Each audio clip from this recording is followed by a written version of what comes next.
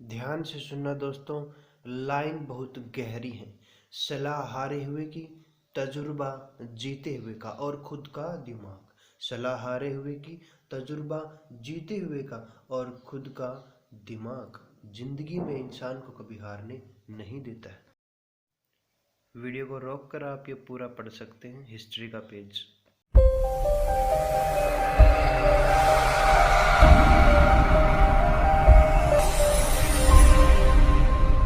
नमस्कार दोस्तों, एक बार फिर मैं आपके अपने चैनल द गुरुजी में आपका स्वागत करता हूं। दोस्तों आज जैसे आपको पता हम 4 मई 2020 का करंट अफेयर्स पढ़ेंगे। तो चलिए दोस्तों शुरुआत करते हैं आज के करंट अफेयर्स की। पहला प्रश्न है दोस्तों, किस देश ने पहल परियोजना के लिए भागीदारी के माध्यम से भारत को $3 मिलियन की सहायता प्रदान करने की घोषणा की है? दोस्तों अमेरिका ने ये घोषणा की है।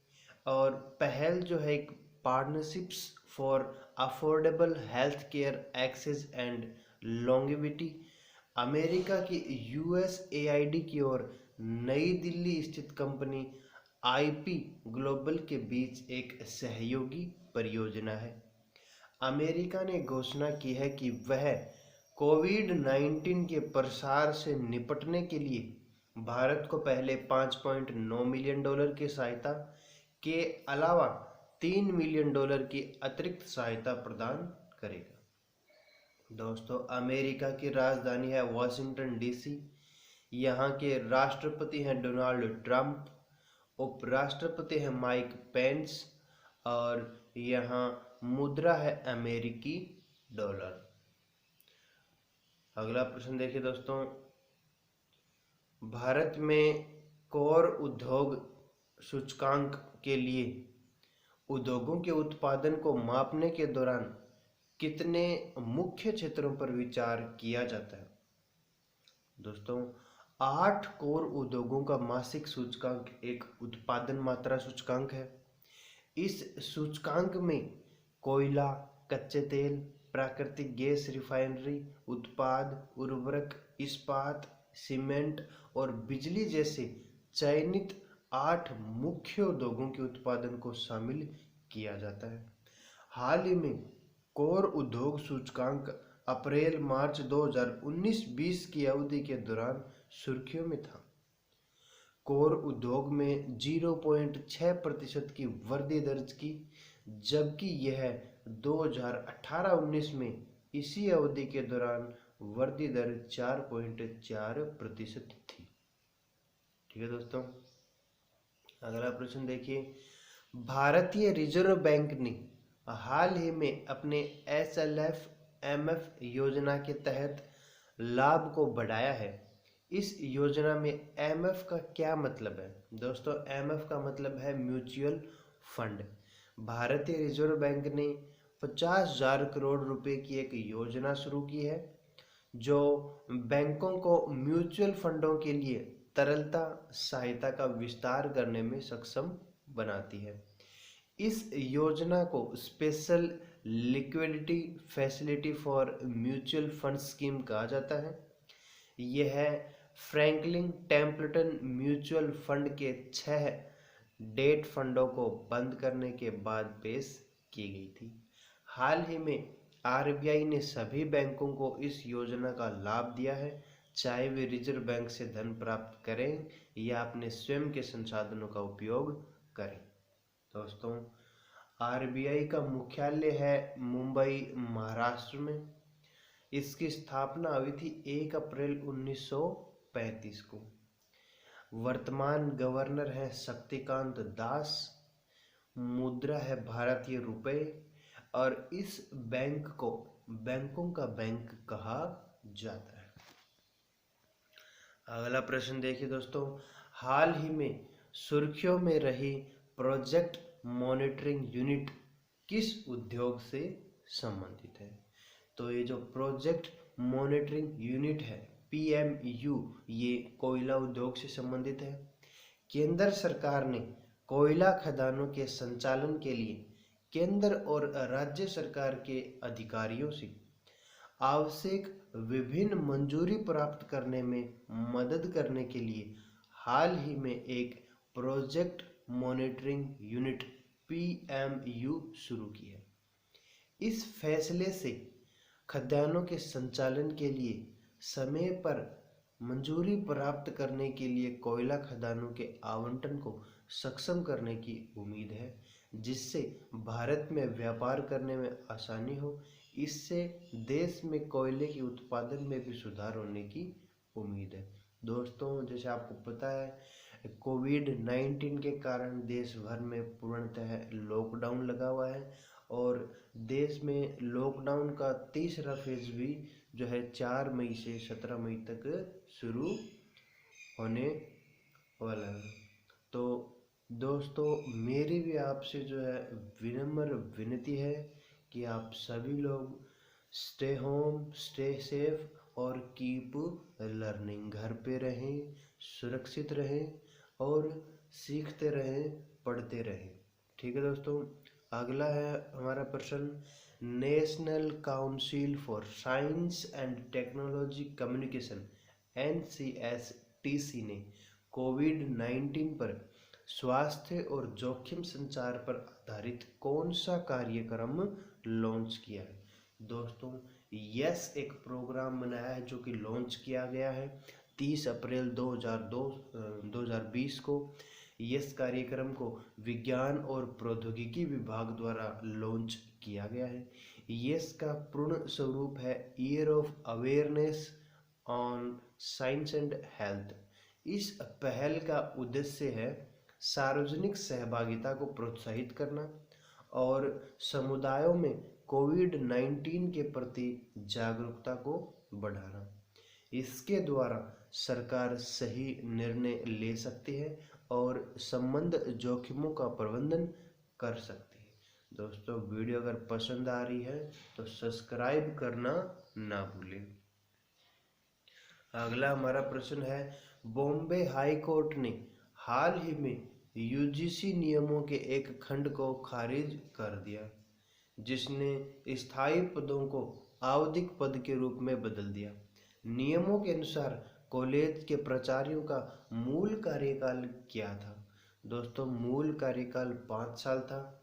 बॉम्बे हाई कोर्ट ने हाल ही में विश्वविद्यालय अनुदान आयोग UGC के नियमों 2010 के एक खंड को समाप्त कर दिया है, जिसने 5 साल के आवधिक पदों को स्थायी पद में बदल दिया। इसके बाद प्रिंसिपल 5 साल के बाद भी सेवा कर सकते हैं और सेवानिवृत्ति तक अपने पद पर बने रह सकते हैं। हाल ही में UGC ने विश्वविद्यालयों के लिए परीक्षाओं और एकेडमिक कैलेंडर के लिए दिशा निर्देश जारी किए हैं, क्योंकि कोविड-19 के प्रकोप के बीच नियमित सत्र प्रभावित हो सकते हैं। दिशा निर्देशों के अनुसार फ्रेशर्स के लिए शैक्षणिक सत्र सितंबर में शुरू हो सकता है और अगस्त में पंजीकृत छात्रों के लिए सत्र हो सकता है। UGC की स्थापना दोस्तों 1956 में हुई है। इसके वर्तमान अध्यक्ष हैं प्रोफेसर धीरेन्द्र पाल सिंह, जो कि दिसंबर 2017 से है। इसकी उपस्थिति या मुख्यालय जो है वो नई दिल्ली, भारत में है और इसका उपनाम है UGC। अगला प्रश्न दोस्तों, कावेरी जल प्रबंधन प्राधिकरण CWMA का गठन कितने राज्यों, केंद्र शासित प्रदेशों के बीच पानी के बंटवारे के विवाद का समाधान करने के लिए किया गया था? तो ये कुल 4 राज्य और केंद्र शासित प्रदेशों के बीच पानी के बंटवारे के विवाद का समाधान करने के लिए किया गया था। ये 4 हैं तमिलनाडु, कर्नाटक, केरल और पुदुचेरी। इनके बीच जो है कावेरी के पानी के बंटवारे को लेकर जो विवाद था उसी का समाधान करने के लिए जो है भारत सरकार ने CWMA का गठन 2018 में किया।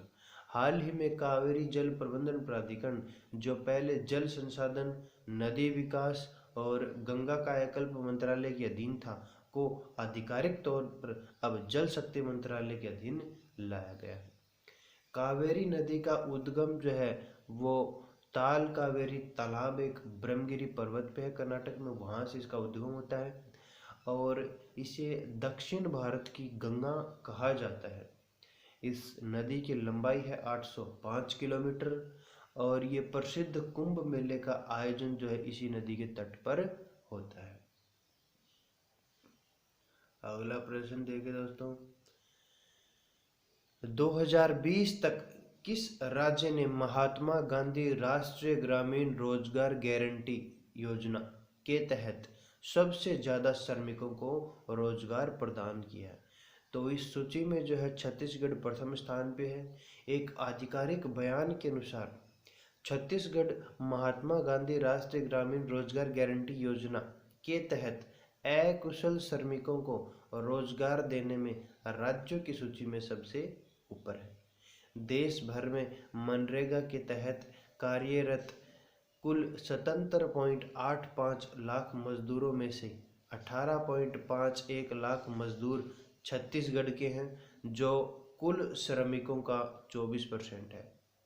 राजस्थान कुल मजदूरों की संख्या के 14% के साथ दूसरे स्थान पर है और उत्तर प्रदेश कुल मजदूरों की 12% संख्या के साथ तीसरे स्थान पर है। देखिए दोस्तों, छत्तीसगढ़ का गठन जो है 1 नवंबर 2000 को हुआ है। राजधानी जो है इसकी रायपुर है और मुख्यमंत्री हैं भूपेश बघेल और राज्यपाल है यहाँ पर अनुसुईया उइके। अगला प्रश्न है दोस्तों, हाल ही में सुर्खियों में रहे टी.एस. त्रिमूर्ति को किस वैश्विक संगठन के लिए भारत का अगला स्थायी प्रतिनिधि नियुक्त किया गया है? दोस्तों, संयुक्त राष्ट्र के लिए जो है स्थायी प्रतिनिधि नियुक्त किया गया है। अनुभवी भारतीय विदेश सेवा अधिकारी टी.एस. त्रिमूर्ति को जो है संयुक्त राष्ट्र में भारत के अगले राजदूत या स्थायी प्रतिनिधि के रूप में नियुक्त किया गया है। वे वर्तमान में विदेश मंत्रालय में सचिव के रूप में सेवारत हैं। वह सैयद अकबरुद्दीन की जगह लेंगे, जो इस महीने में सेवा निवृत्त हो रहे हैं। इस नियुक्ति से पहले त्रिमूर्ति ने भारत के विदेश मामलों में कई प्रमुख पदों पर कार्य किया। संयुक्त राष्ट्र संघ की बात करें तो इसकी स्थापना 24 अक्टूबर 1945 को हुई है। इसका मुख्यालय है मैनहट्टन टापू, न्यूयॉर्क शहर, न्यूयॉर्क संयुक्त राज्य में। सदस्य देश हैं इसके 193 और यहाँ आधिकारिक भाषाएं हैं अरबी, चीनी, अंग्रेजी, फ्रांसीसी, रूसी और स्पेनी। और इसके अध्यक्ष हैं महासचिव एंटोनियो गुटेरेस। अगला और अंतिम प्रश्न देखिए दोस्तों, हाल ही में किस स्वतंत्रता सेनानी का निधन हुआ जिन्होंने राष्ट्रीय सांप्रदायिक सद्भाव पुरस्कार जीता था? तो वो हैं हेमा भराली। दोस्तों, इन्होंने 1951 में विनोबा भावे द्वारा किए गए भूदान आंदोलन में भी भाग लिया था और उसी से जो है एक नेता के रूप में उभर कर सामने आई थी और वर्ष 2005 में उन्हें पद्मश्री से सम्मानित किया गया था। ठीक है दोस्तों, आज का हमारा करंट अफेयर्स यहीं समाप्त होता है। वीडियो अगर आपको पसंद आई तो चैनल को सब्सक्राइब करें एवं बेल आइकन को दबाना ना भूलें। लाइक और कमेंट जरूर करें दोस्तों। धन्यवाद। जय हिंद, जय भारत।